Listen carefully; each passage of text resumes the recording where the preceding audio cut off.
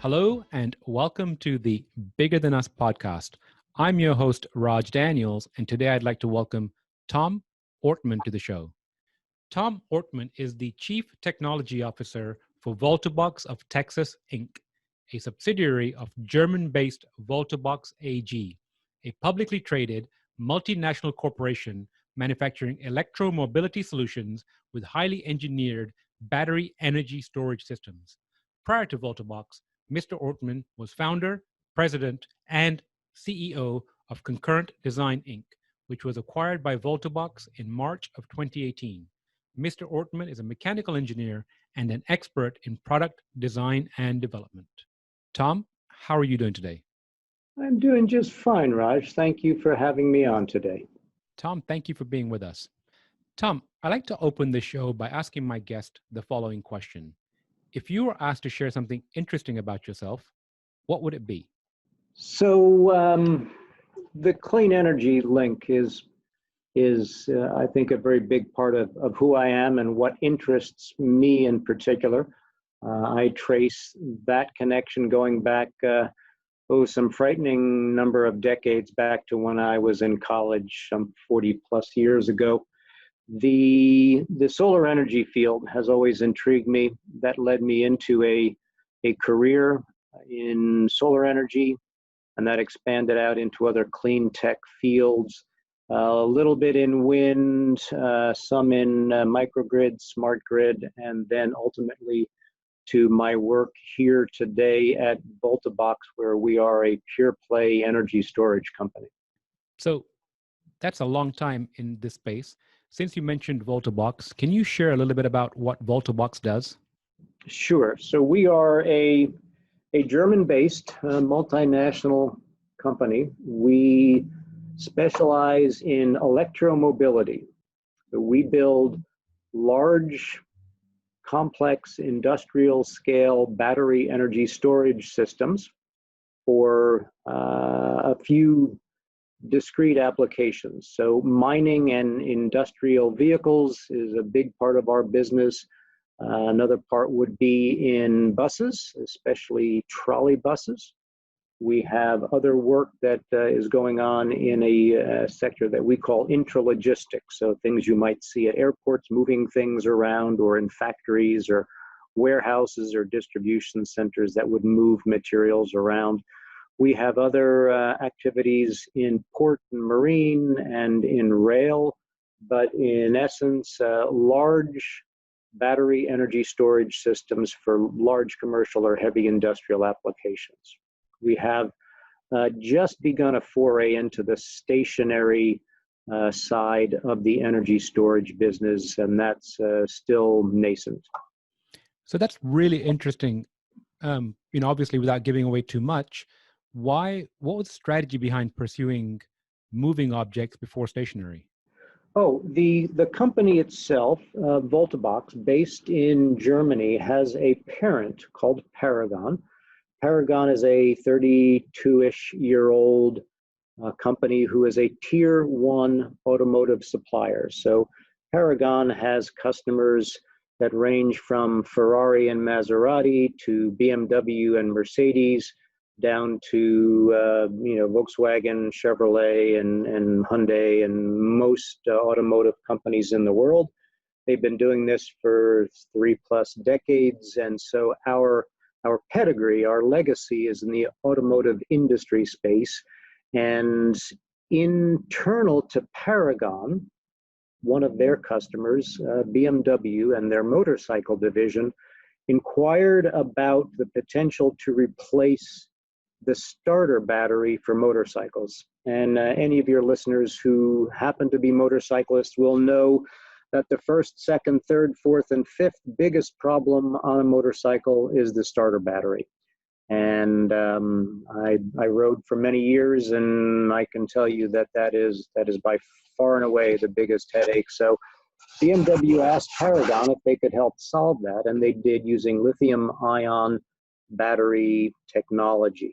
That is still going on today, but it represented the beginning inside of Paragon. The interests in battery energy storage were germinated there, but they grew significantly to where the internal product lines were substantive enough and growing fast enough that Paragon opted to spin out its own separate business unit of Voltabox, which then opened up the Voltabox of North America and Voltabox of Texas branches, where I am sitting today. You know, you just answered a question for me that I've been kind of thinking about for a long time. I used to own a Honda Shadow 750, and I think I might have changed 3 batteries, and I thought it was just I thought it was just unique to me. No, it is not at all unusual that you would have one season on a battery, and if you don't use it often enough on a motorcycle battery, you might replace it, twice a year. It's an extraordinary headache, and yet the lithium-ion battery solution has been an excellent replacement to solve that challenge. Interestingly enough, to the point where I was at the Fully Charged event here at the Circuit of the Americas Formula One racetrack. I guess it was last weekend, and Harley Davidson was there with their full electric motorcycle. And so, very natural course of events, it seems to me that you would be replacing the starter battery, replacing the entire powertrain, and converting to a battery electric system.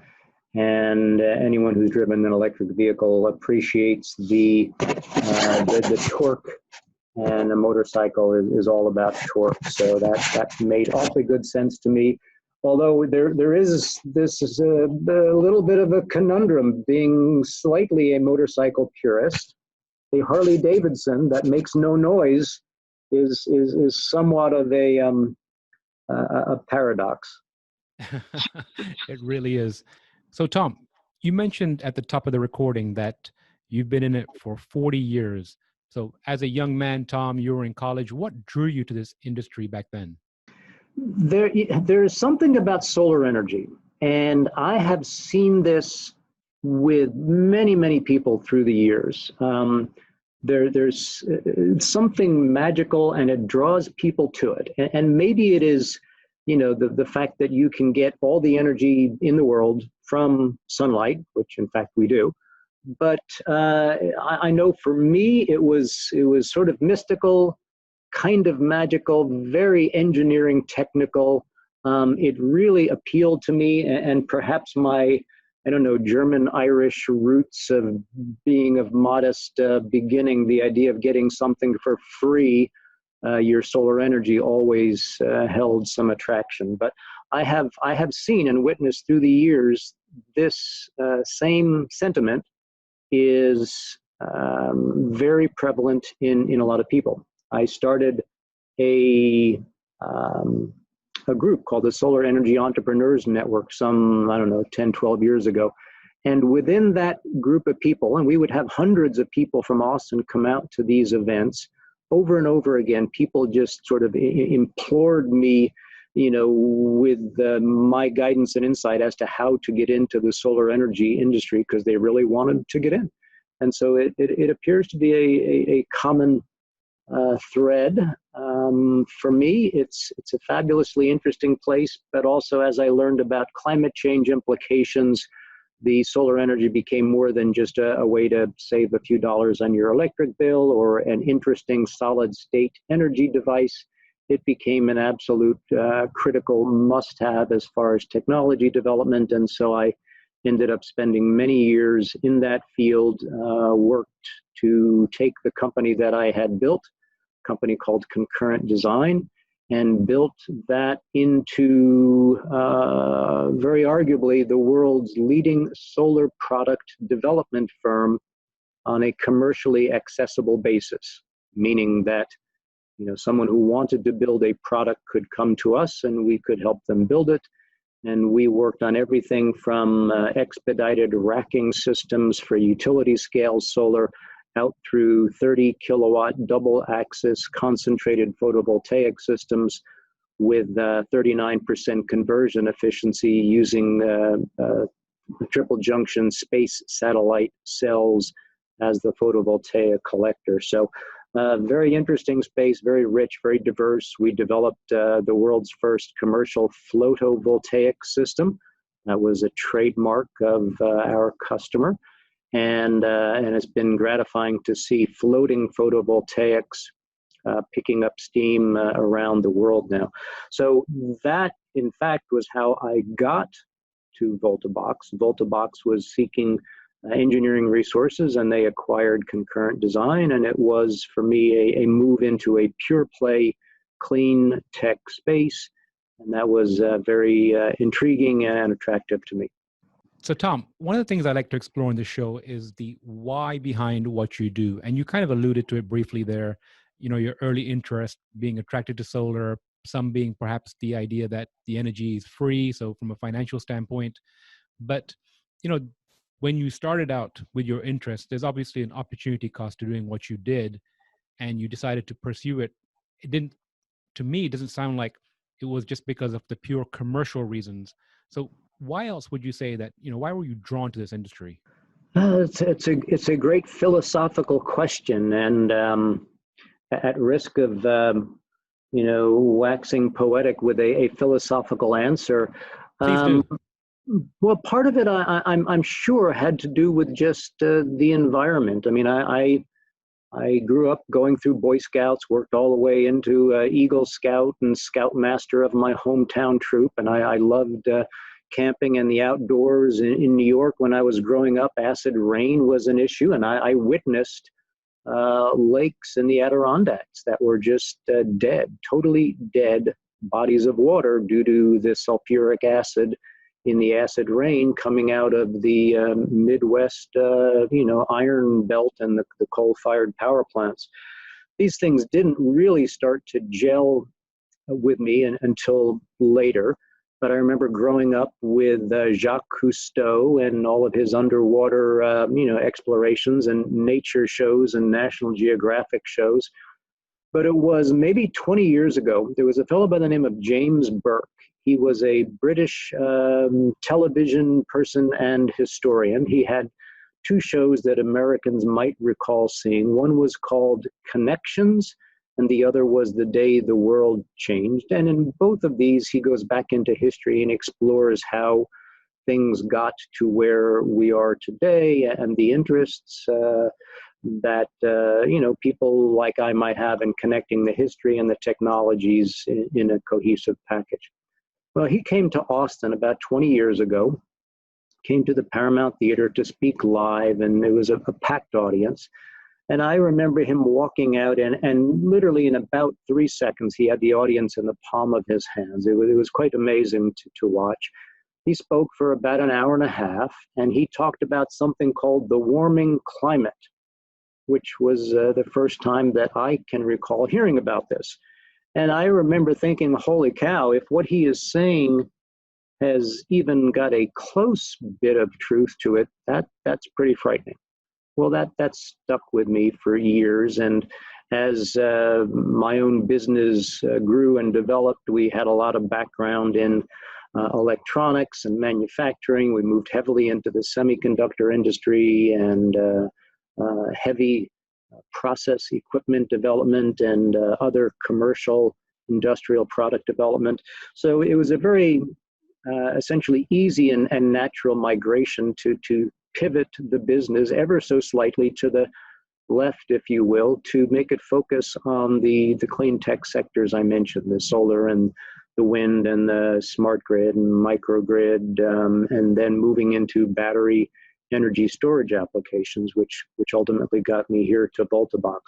So the path, I think, certainly reasonably has an environmental interest coupled with my engineering background, manufacturing background, and interest in doing product engineering, design, development with a forward-looking bent to it. So certainly I have watched the solar industry mature, and now I find myself back in the nascent stages of the energy storage industry, which has several decades of growth and expansion and technological development, to be sure, ahead of it at quite a brisk pace. So, Tom, I really appreciate you sharing that. One of the questions have to ask is, you were very early, ahead of the curve. How did you, convey this message to your peer group and people around you that perhaps didn't believe back then, or, were asking you, Tom, why are you pursuing these, some might even call it a fool's errand back then?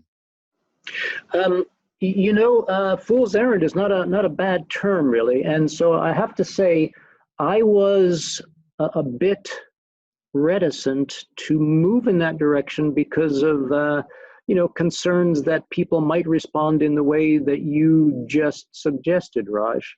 And tiny little story here. There is a company in Austin called GSD&M. They're very well known locally and probably regionally and nationally to some extent. They are a marketing, public relations facing company. Southwest Airlines is one of their biggest clients. And there is a woman there. Her name is Haley Rushing, and her title was Chief Purposeologist.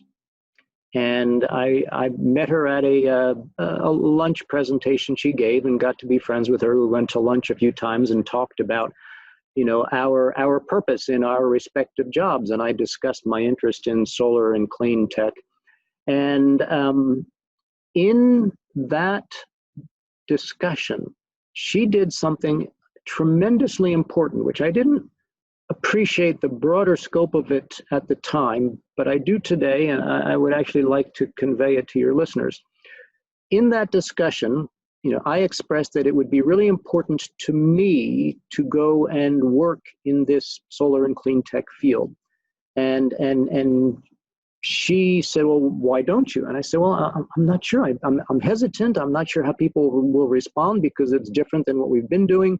Not so much technically, but, I don't know, philosophically and market sector focused. And I said something to the effect, vague recollection of, I almost feel like I need some permission somehow to go and make this change. And she looked at me squarely and she said, Tom, I give you permission to go do this. And some magic button got pushed and I realized that, yes, I could go and do this, and I did, and it was very successful. But it was literally that person whom I didn't know well, who gave me that permission. And I have noted this psychological roadblock for people, and I have purposely gone out of my way to give people whom I don't know all that well permission to go and pursue their dreams. And it seems to be something that the human creature needs that permission. So for all of you out there who are hesitating to go pursue your dream, your goal, your passion, I'm here to say today, I give you permission to go do it and make it so. Tom, that really is a beautiful story. And I hope that you reach out to Haley here soon and thank her again. I have reached out to her a couple times and thanked her. I've kind of lost track. She may still be at GSD&M, but I haven't pursued in a while. But you're right, Raj. I should thank her again because I'm many years down the road from that and quite pleased with the result that she was the progenitor to. So you mentioned that you had your own company for a while. Have you done any small solar home projects? I don't know that you and I spoke about this beforehand, but yes, this week, Friday, 6 days ago, I installed an almost 11 kilowatt DC solar system on my home. It is arguably my third solar system, the first two being at my prior office. And so I have an electric car, and now I can plug into the sun at my home and run my home on solar energy. I'm actually very pleased and excited about that. I had been running on wind energy because Texas has a program called Green Choice. Well, the Austin Energy Utility has the program. And so I've been technically subscribed to wind energy for some years, but now I'm generating my own solar. So you installed rooftop solar on your home? Correct. The reason I asked because about 2 weeks ago, I saw a golf cart in my neighborhood and they were practicing. They had some solar panels attached to it, and they were trying to power it with solar.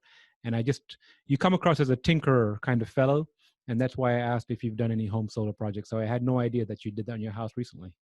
So, so yes, that one, that was a fairly, straightforward, linear commercial project. Here at Voltabox, I have multiple projects in mind, and with some of the resources of Voltabox, I'd like to see some of them come to pass. That would include some of our own solar systems here, both in the parking lot with charging systems and our own battery energy storage attached to them, rooftop solar to help power the factory, along with some large utility scale battery energy storage systems to be able to capture that solar energy and then to use it and apply it within the factory, as well as to further discussions with our local utility, Pedernales Electric Cooperative here in the North Austin area, and to be able to work with them in terms of some of the ancillary services that might be relevant to them that we could offer with large utility scale battery energy storage systems. So those are things specifically here within my home environment and my business environment. But even this morning, Raj, I heard some snippet somewhere about electric vehicles, and I remember going back to having done the calculations of my own car and putting 23% conversion efficiency cells onto the car at actual surface area measurements and how much energy I could generate. And the answer was 17 miles on an average Texas sunny day, 5 hours of sun, certain square meters of area, and recognizing that you had horizontal and vertical surfaces left and right side of the vehicle. And so if I could generate 17 miles out of my 28-mile commute back then, and literally just park the car in the parking lot, well, it wasn't that interesting. And then you start to look at buses and UPS and FedEx and USPS vehicles, and they've got acres of real estate around them. And I have not yet seen someone who has pursued that. You still need to charge it. You won't get enough range, but you will diminish the energy that you'll need to take from the grid, and you'll reduce your ultimate energy refueling costs for your fleet vehicles. So that's always been an interest of mine, and with the current state of battery technology, which is also growing rapidly, and the current state of photovoltaics, you've actually got a reasonable argument to make based upon the math that I have personally sat down and calculated. So, two questions. One is, I actually had a conversation this weekend with a gentleman. I'm not an engineer, but the idea I was thinking about was adhesive-based or some way to install panels on top of an 18-wheeler trailer and seeing if there's any opportunities there, especially when I drive by some of their yards and I see, 50 to 100 containers just sitting out there. I thought there might be an opportunity to do something like you mentioned with the car. So I would think that the answer is yes, and solar energy has a relatively simple approach to it. You nominally get 1,000 watts per square meter at the surface of the planet. You nominally have 20 to 23% commercially available photovoltaic modules that you can access today. You then have to go to how much surface area do you have, and what is there's derating factors associated with the angle of incidence of the sun to the solar panels. So you can put solar panels on the roof and on both sides of the vehicle, and you can collect a certain amount of energy, and it's a fairly straightforward analysis to see how much you can get. But for certain vehicles, especially local delivery vehicles and local commuter infrastructure, buses and such, you can generate a meaningful component of energy. And I've not taken it out to the step of well, what is the return on that investment? How much extra does it cost to integrate the solar modules and the batteries? And, oh, by the way, you need an electric drive system. And so, do you take out the diesel and put in an electric traction motor? Do you have a hybrid system? There's a lot of other financial engineering that goes into it. But technologically, it's very simple, very straightforward, and very accessible today that you can do this.